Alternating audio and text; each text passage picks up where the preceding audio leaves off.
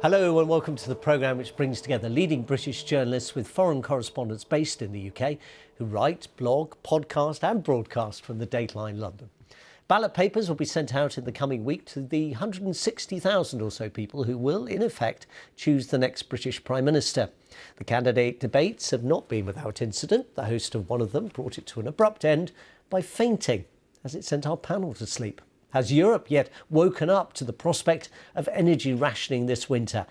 And are the Democrats slumbering whilst Donald Trump is back thundering?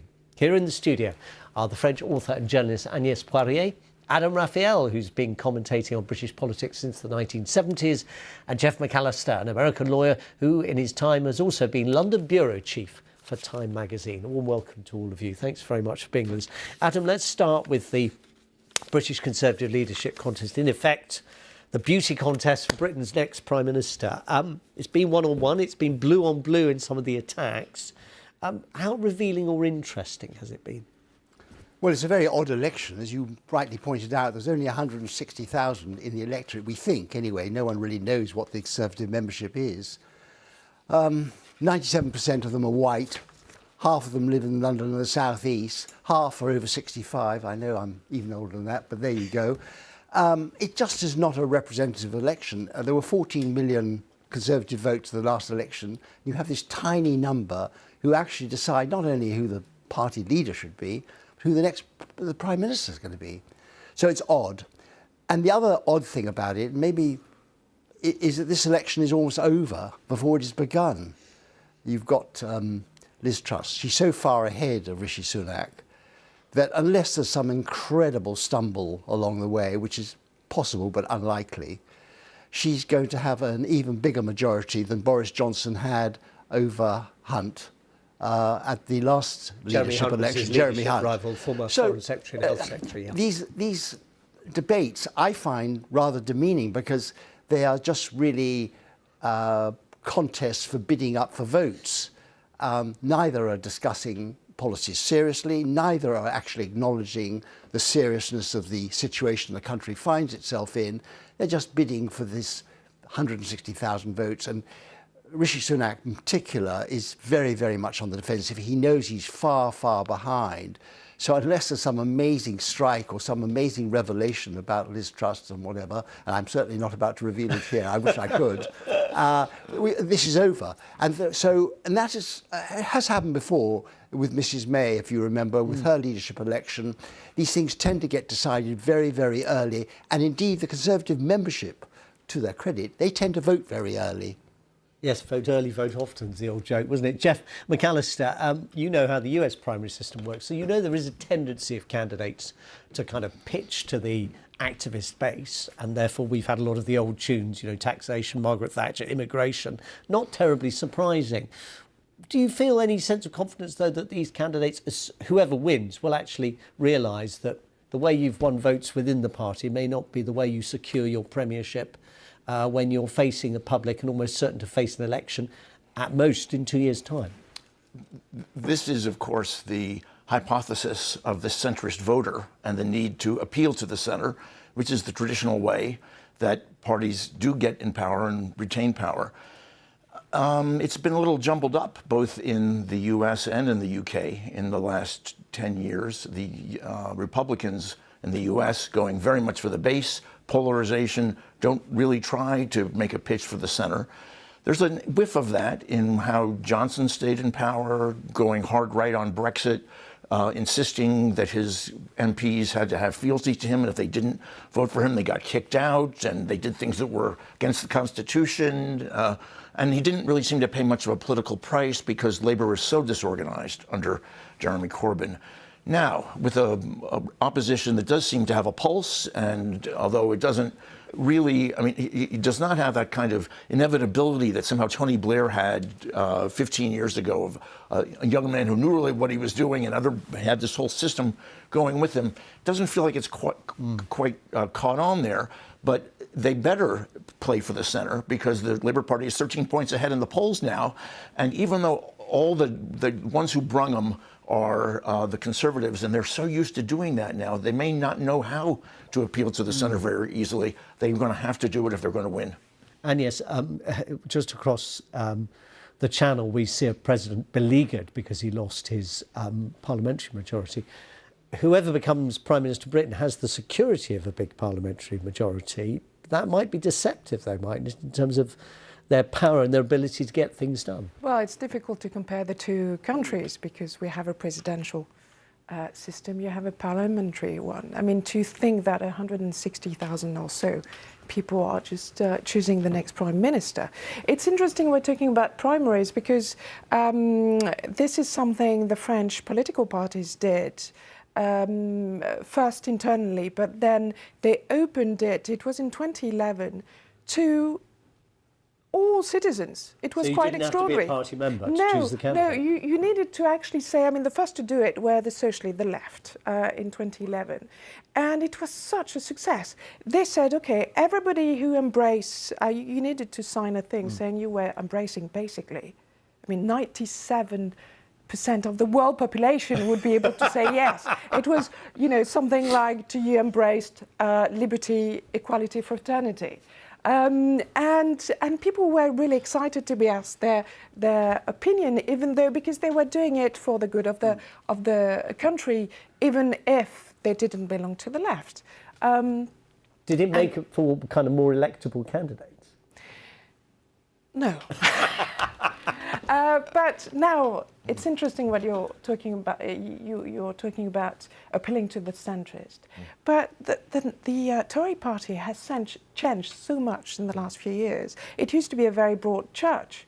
There's no centrist left in the Tory party. It's they used to be the party of, you know, a realist party, but now it's a party of fairy tales. I mean, Tory members only want to be told fairy tales. You need to be a believer, not to be a realist. So Rishi Sunak, who is just saying, look, I think we should be responsible. There is inflation, so therefore I will lower tax, but, you know, in a second phase.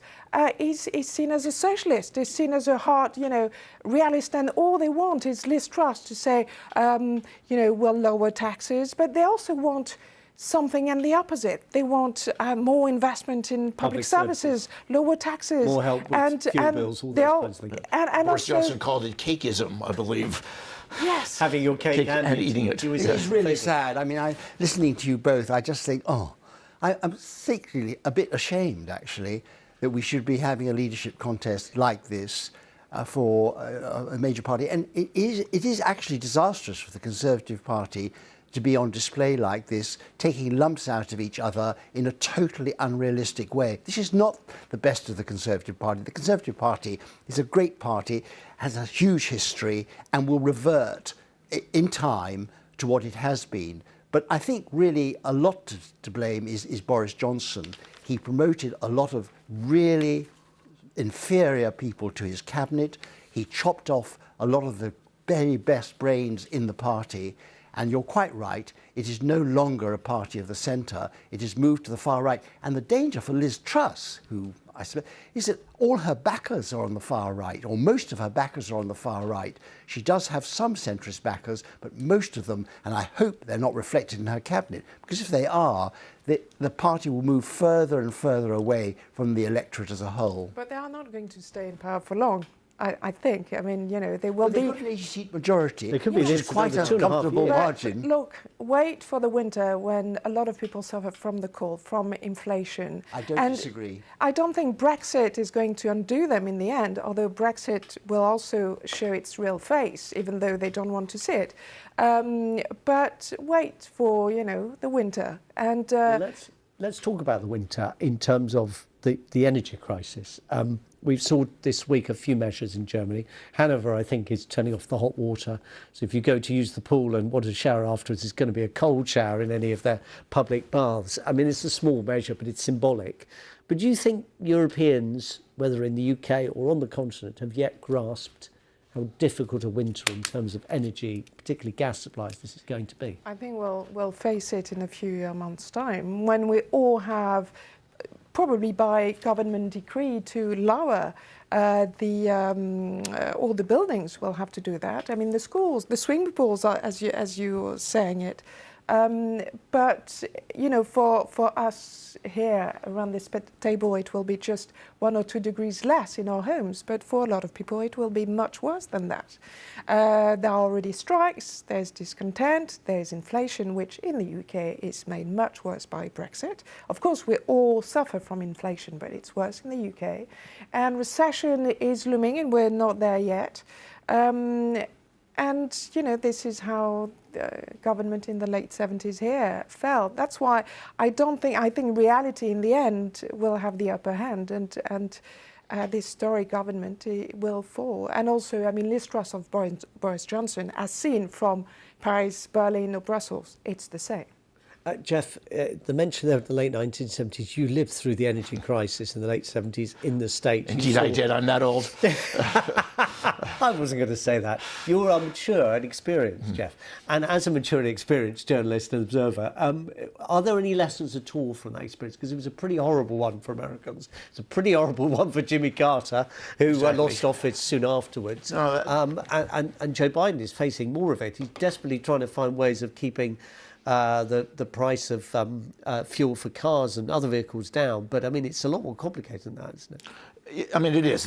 You know, it's inflation, it's all the supply chain problems, it's Ukraine. There's lots of headwinds in the economy. Interestingly, the average price of gasoline in the United States has gone down 40 cents a gallon in the last month. And so all the Republicans talking about how this is the beginning of the end for him have something else to talk about now. But, I mean, we saw this in the Carter era with higher energy prices leading to stagflation, high interest rates. I remember my wife's grandfather had a certificate of deposit that paid him 18% because that was what you could get in a bank for an interest rates in those days. But you had to pay, you know, 30% for a mortgage. So the whole thing was a mess, and it just took the steam out of Jimmy Carter.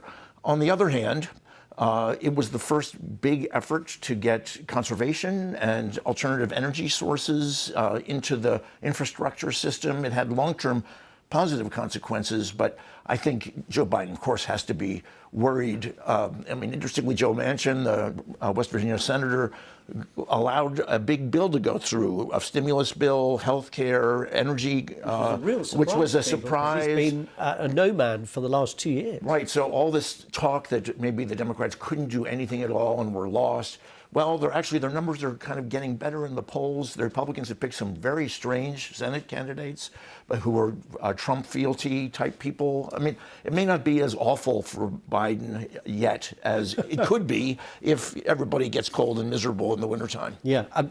Adam, there are some very striking things about this when Jeff talks about energy conservation, because Germany in particular has made some peculiar decisions over the last year. I mean, it wasn't to know that Gazprom was suddenly going to do maintenance work on Nord Stream 1, the surviving gas pipeline, which has mysteriously reduced output to 20% of what it would normally be. But Germany's 55% reliant on gas from Russia. Their nuclear power stations in Romania are due to shut by December. They banned fracking, even though they'd used it quite happily since the 1950s, but banned it under the Merkel government. I mean, they've kind of put themselves in the worst possible position. I suppose they have. I just come back to Britain all the time on this, because this autumn people are going to be faced by really horrendous price increases in their energy, and even worse in January, another price cap raise. So at that stage, the government is going to have to intervene in a major way. And I think Agnes is quite right. Most people can survive perfectly well. 80% of the population can survive pretty well, but about 20% cannot, and will actually seriously either be short of food or be cold and really dangerous conditions. So any government, right, left, centre, anything, will have to intervene at that point. And I don't think people realise quite the degree of intervention that's going to be necessary, and the degree of mutualisation. Because actually what is going to have to happen is that the 80% who may be suffering a bit, and there are always borderlines on these things, are going to have to support that 20%. And they're totally ill-prepared for that at the moment. I really didn't answer your question, because I wasn't really capable of doing so. No, and it's perfectly. I will put it to Agnes. But, I mean, it's interesting to see how different countries react. And also the picture in Europe is so diverse. Yes. That's why, there was this agreement, at least, it's not mandatory, it's not compulsory. This is the 15% cut in gas use. But if you look at Austria, yes. it's dependent 100% on Russian gas, and Spain, none at all. Yes. So, of course, there will be national opt-outs. But it's interesting to see, for instance, a law was passed, I think, back in December or January in France to cap energy prices by 4% for households, not for companies. So they will pay the yes. full price. And there will be, a package. Governments will need to help people. And also France has nationalized or is about to nationalize EDF. We'll have to think in order big. to help it through this crisis. Yeah. All the utilities, we've seen a lot of it in the UK, of utilities going under, and effectively government having to step in and support the companies and move people across to other suppliers, to the big suppliers. But Jeff, when you look at this situation, Russia's sitting pretty, isn't it, at the moment? Oil is a problem for it. It can't afford not to be selling oil, and it's found lots of imaginative ways to get around some of the sanctions to carry on selling oil. It's found other customers for oil. But gas only represents, 2% of its GDP? It can turn off all the gas if it wanted to. And Europe will pay a hefty price. It's done it with a number of European countries. It did it on a few occasions with Ukraine over the years. The solution to this for Europe has to take longer than the amount of time available to get to the winter, to change energy infrastructure, to have, say, more liquid natural gas be shipped in. You need to build the terminals. You need to have more ships. It's there. You can do more windmills. You can do lots of things, but that'll take 2, 3, 4 years to get done. So I think this is Putin's game. In the meantime, the money that he's getting for the oil that he's selling is just as much as what he was getting before, even though there are sanctions, because the price has gone up. So he's able to shield the economy from some of the effects of sanctions. Doesn't mean that it's all rosy for him, of course. A lot of the tech sanctions are apparently affecting industrial production and weapons production. In particular, they can't get the chips to do the fancy stuff that they need to do to fight effectively. I think he figures wait long enough. Maybe he'll cause disruption in Germany and France and England and America. Maybe Trump comes back again, his buddy in the White House. Everybody will be able to turn off the pressure. I think it's going to be more difficult for him than he certainly thought he was getting into when he got started in Ukraine. I'm glad you mentioned Ukraine, because I was struck, by a quote from Annalena Baerbock, the German foreign minister, who asked what happens if the gas is cut off this winter, and she said, we won't be able to provide any support for Ukraine at all because we will be busy with popular uprising. Well, that's the thing. It's going to test and challenge European unity on Ukraine. You could argue it's two different things. We need to send, weapons and to make sure that Ukraine is sort of fast-tracked to become a member of the European Union. But look at Italy. Mario Draghi is going, and he was really instrumental in convincing business leaders in Italy to back sanctions, because Italy's political class a lot of business with Russia. Yes. So imagine if, and also in France, as you said, President Macron doesn't have the absolute majority or the majority at the National Assembly, and it's stuck between a very potent far right, far left, and they have in common a lot, among others, to be very lenient on Russia. So if politics change, and so Macron is in difficulty because in Berlin the German Chancellor is trying to find his marks. If Draghi goes, he's quite alone. Yeah. He said something interesting. He was during a trip in Africa in the last few days. He said that Putin was waging a new world war, a hybrid world war, made of, weaponizing food and energy, and he talked about an imperialistic continental war. This is Putin.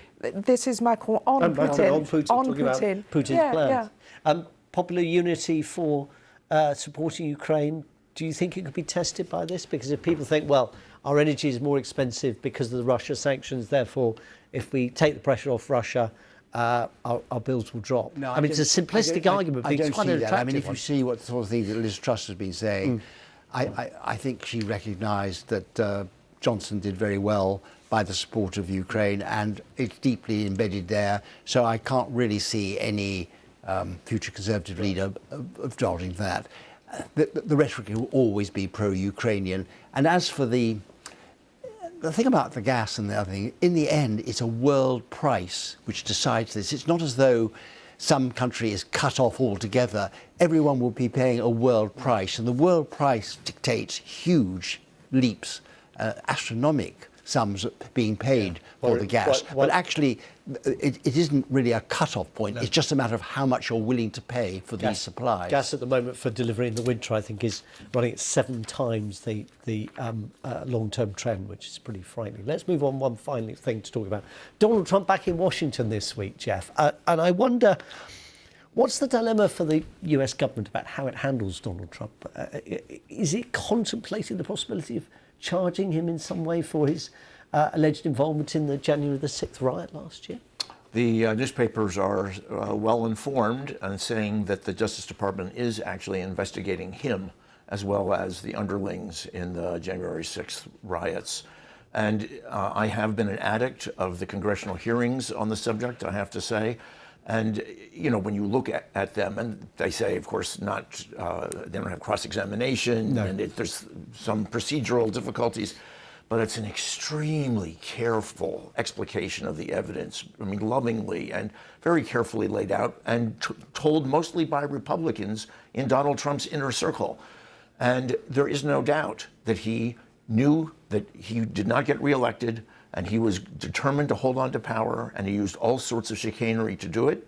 And that is sedition. It is a criminal act. He did try to interfere with the congressional session by having the rioters go, knowing that they were going, summoning them to Washington, saying he was going to go with them, not doing anything when Mike Pence was calling for help and almost got, very close to running into the crowds, could have gotten killed. Lots of people could have been killed. It was terribly dangerous. And so this is the dilemma, of course. It has to be a political decision. You can't charge a crime of the former sitting president when you are the current sitting president. He's the one who has to make the decision. And of a different party as well. Going into an election. Yeah. I mean, of course it's political. But you can't do it also if it's just going to be throwaway. I'm mad at you. I'm going to try to throw some charges, which we've seen other countries do against former leaders. I think this is the dilemma for Biden, who doesn't like this stuff. He wants to be a forward-looking moderate, and his Attorney General, Merrick Garland, former Supreme Court nominee, very moderate, very by-the-book Justice Department lifer. This is the most agonizing decision they can possibly take, and they're going to have to get a damn lot of evidence put together so that no one can disagree with it, except for Trump's core supporters, who will always disagree with it. Adam, Gerald Ford faced this dilemma, and although it did a lot of damage to him, he pardoned Richard Nixon, his immediate predecessor, from the same party, and he made the distinction between the man and the office. In other words, whatever he might not have liked about the man and what he'd done, it was more important to protect the credibility of the office. In a sense, the dilemma's the same now, isn't it? I suppose to some extent it is.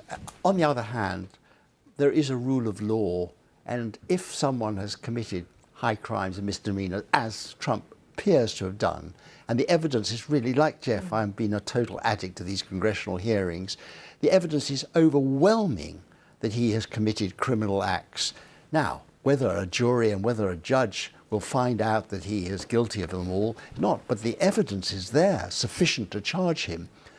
And I suppose because coming from the British tradition, where politics is not meant to enter into judicial decisions, I think he should be charged in the interests of a law-abiding country. I mean, that's what America is, a country of laws.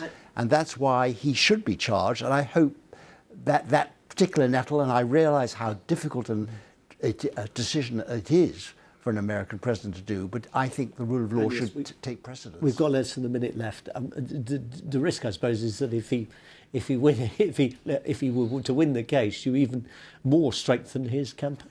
Yeah, true. But I mean, the evidence seems to be devastating, and the course of justice should, run. I was fascinated by Liz Cheney.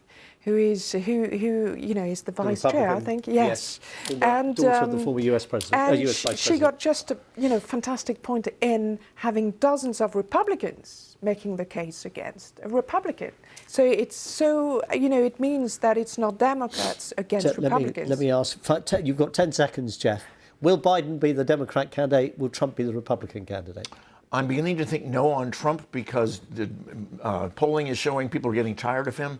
A lot of Democrats are tired of Biden, but I don't think he wants to go anywhere. Jeff McAllister, Agnes Poirier, Adam Raphael, thank you all very much. Thank you. More Dateline, same time next week. Goodbye.